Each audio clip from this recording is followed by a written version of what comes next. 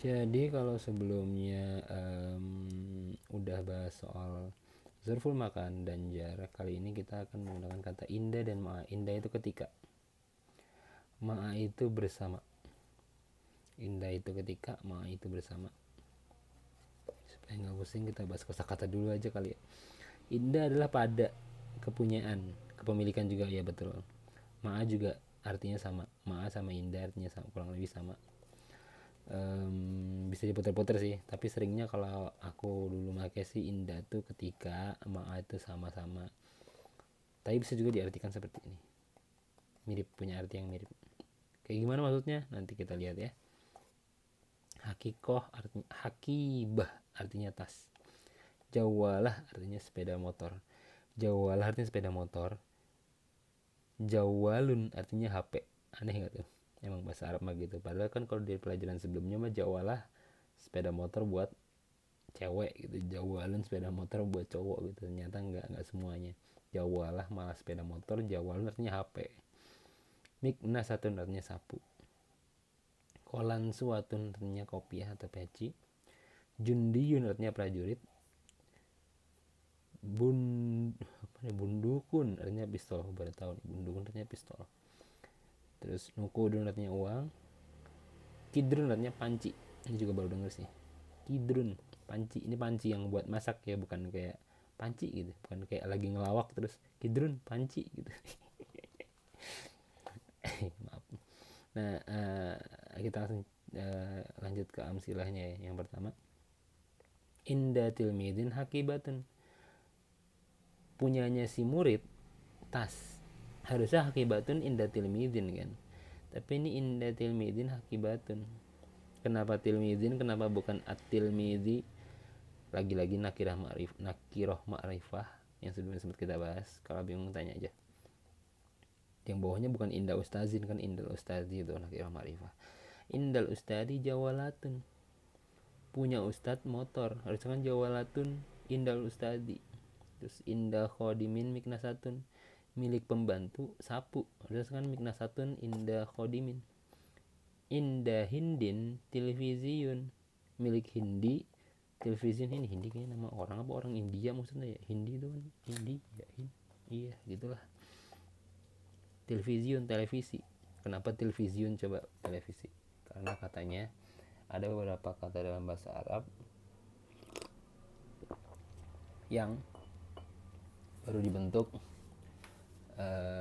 bahasa Arabnya setelah ditemukan bahasa Inggrisnya. Jadi duluan televisi baru bahasa Arabnya keluar, makanya televisiun. Ada beberapa yang kayak begitulah, diserap-serap dari bahasa Inggris. Dari television kan. Indal madrasati maktabatun, milik sekolahan, perpustakaan milik sekolahan. Itu dari yang indah. Ma zaidin kolan suatun, pada Zaid, milik Zaid itu adalah peci. Ma'amudirin sayyaratun, milik ketua mobil, harusnya kan sayyaratun ma'amudir. Ma'ajundin bundukun, milik tentara pistol gitu kan, harusnya bundukun ma'ajundin. Ma'ustadatin nukudun, nukudun ma'ustadatin, uang itu milik ustazah, guru perempuan. Ma'akhodimatin kidrun, milik pembantu panci. Pembantu perempuan ya, ini khodimin pembantu perempuan, yang ini khodimin ini laki-laki, khodimatin ini perempuan. Nah, tadi kenapa di awal aku bilang indah itu artinya ketika dan ma'a itu artinya bersama. Jadi kalau penggunaan yang sering dipakai sehari-hari dulu pas di pesantren itu, ma'a itu artinya bareng gitu. Ma'an artinya bareng-bareng, bersama-sama. Ma'i sama aku. Mau ke kantin, ma'i sama aku. Terus indah itu dipakainya sebagai ketika. Jadi kayak misalnya ditanya, kapan kamu kapan kamu ngelihat teman kamu ngomong bahasa Indonesia gitu, terus jawabnya indal gusli, ketika nyuci gitu.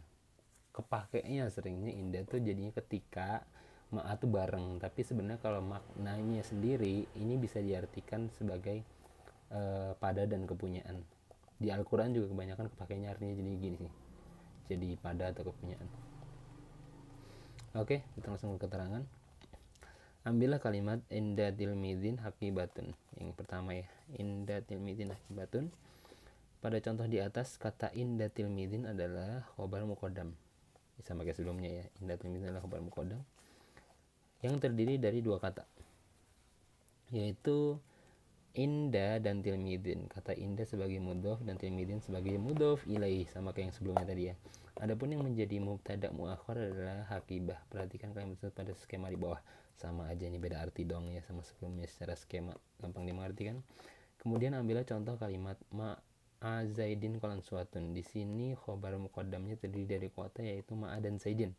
Dan ma'a sebagai mudhof dan zaid sebagai mudhof ilaih, sama persis kayak sebelumnya ya. Sedangkan kata kolan suatun menjadi mubtada muakhir. Sekarang perhatikan kalimat tersebut pada skema di bawah. Sama aja intinya. Ringkasan kaidah, mubtada boleh ditempatkan di belakang khobar jika isim yang terletak pada awal kalimat terdiri dari jar majrur atau mudhof dan mudhof ilaih, atau didahului oleh inda dan ma'a. Jadi kita lanjutin dulu ya bentar. Khobar yang mendahului mubtada disebut khobar muqaddam, dan mubtada yang terletak di belakang khobar disebut mubtada muakhir yang tadi ya. Khobar yang di belakang dimajuin dan mubtada yang dikebelakangin. Mubtada muakhir boleh berupa ismul ma'rifah ataupun ismul nakirah. Yang tadi ismul nakirah ma'rifah ya. Nakirah ma'rifah. Kalau bingung tanya. Nah, yang unik yang perlu digarisbawahi itu berarti ringkasan satunya. Ini berarti ada kaidahnya. Ini kaidah yang harus digarisbawahi berarti. Kalau mubtada itu boleh ditaruh di belakang, asalkan syaratnya cuma ini. Bener-bener asal yang sebelum yang bikin mubtadanya muakhir adalah kalimat yang tadi jar majrur yang tadi. Fi bababla, li siapa, bababa gitu. Pokoknya jar majrur, jar dan kata yang dijarkan, atau mudhof ilaih ya kayak yang tadi kita bahas, atau didahului oleh ma'a inda dan ma'a yang ini tadi. Bener-bener cuma itu doang yang bisa menjadikan khobar muqaddam. Selebihnya itu nggak bisa, khobar harus belakang. Berarti gitu ya kaidahnya. Oke, lanjut ke ini, dibaca-baca sendiri aja kayak yang aku udah bilang kemarin, teriak-teriak aja lah pokoknya.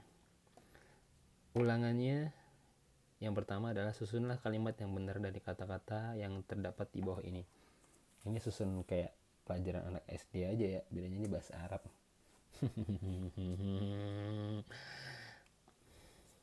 Gitu ya. Khodimatin miknasatun indah. Nah, tinggal diatur-atur aja nih yang bener gimana sih, udah ada kata-kata terakhir udah jelas nih. Yang kedua, buatlah skema pada kalimat-kalimat di bawah ini. Skema ini yang dikotakin ya. Sebenarnya ya itulah. Ini udah ada kotak-kotakan sebelumnya, tinggal sesuaikan lah sesuai pemahaman yang udah dikerjain kemarin. Buatlah 5 kalimat yang khobar muqaddamnya terdiri dari dzarfu makan atau jar wa majrur. Berarti kan ya 5 kalimat khobar muqaddam yang dzarfu makan atau jar majrur. Kayak basically ini materi sebelumnya lah. Kemudian yang keempat adalah buatlah kalimat yang khobar muqaddamnya terdiri dari ma'a dan indah. Ini yang pelajaran di bab A, ini bab B. Oke, gitu aja. Kalau ada pertanyaan silahkan ditanyakan. Besoknya kita akan lanjut ke pelajaran 9 dengan judul khobar dengan jumlah ismiyah. Apa itu jumlah ismiyah? Kok ada jumlah? Jumlah ismiyah, jumlah adalah kalimat, ismiyah adalah kalimat ism. Lanjut di episode selanjutnya. Semangat.